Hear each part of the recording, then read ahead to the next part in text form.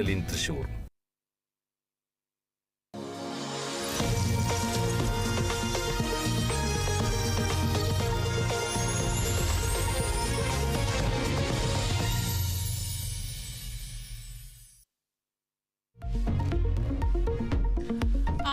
കൂടിക്കാഴ്ചയിൽ ADGP MR Ajith കുമാറിനെതിരെ ഉടൻ നടപടി.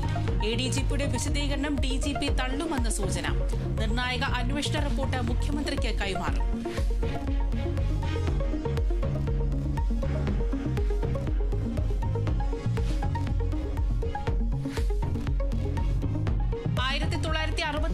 ഹിമാചലിൽ വിമാനാപകടത്തിൽ വീരമൃത്യു വരിച്ച സൈനികൻ തോമസ് ചെറിയാന്റെ മൃതദേഹം ജന്മനാട്ടിൽ.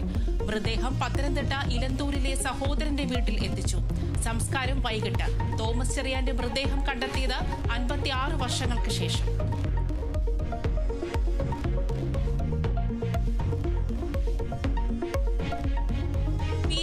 നെതിരെ വീണ്ടും കേസെടുത്ത പോലീസ്. നടപടി അരീക്കോട് MSP ക്യാമ്പിൽ ഫോൺ ചോർത്തിയെന്ന പരാമർശത്തിൽ. മഞ്ചേരി പോലീസ് കേസെടുത്തത് ഔദ്യോഗിക രഹസ്യം ചോർത്തിയത് ഉൾപ്പെടെയുള്ള കുറ്റങ്ങൾ ചുമത്തി.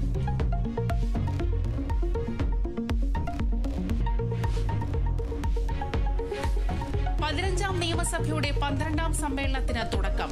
മുണ്ടക്കെ ചൂരൽമല ദുരന്തത്തിൽ മരിച്ചവർക്ക് ആദരാഞ്ജലി അർപ്പിച്ച സഭ. ലോകം മുഴുവൻ വയനാടിനൊപ്പം നിന്നെന്ന് സ്പീക്കർ. സമാനതകളില്ലാത്ത മഹാദുരന്തമെന്ന് മുഖ്യമന്ത്രി. പുനരധിവാസത്തിന് എല്ലാ പിന്തുണയുമെന്ന് പ്രതിപക്ഷ നേതാവ്.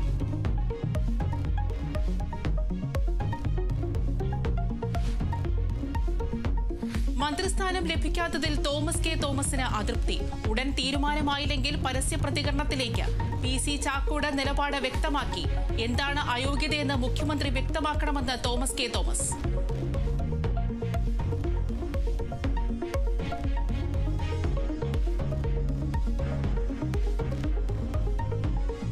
അർജുന്റെ കുടുംബത്തിന്റെ പരാതിയിൽ ലോറി ഉടമ മനാഫിനെതിരെ കേസ്. സമൂഹ മാധ്യമത്തിലൂടെ മതസ്പർദ്ധയും കലാപവും സൃഷ്ടിക്കാൻ ശ്രമിച്ചെന്ന FIR.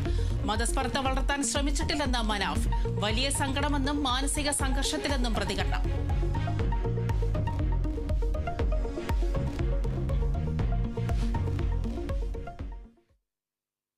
വാർത്തയിലേക്ക്. ADGP MR അജിത് കുമാറിനെതിരെ ക്രമസമാധാന ചുമതലയിൽ നിന്ന് മാറ്റുന്നതിൽ തീരുമാനം ഉടൻ. DGPയുടെ നിർണായക റിപ്പോർട്ട് ഇന്ന് മുഖ്യമന്ത്രിക്ക് കൈമാറും. ഇന്ന് തന്നെ നടപടിക്കും സാധ്യത. അജിത് കുമാറിനെതിരെ തിങ്കളാഴ്ചയ്ക്കുള്ളിൽ നടപടി വേണമെന്നാണ് CPIയുടെ ആവശ്യം. വിവരങ്ങളുമായി D ബിനോയ് ചേരുന്നു.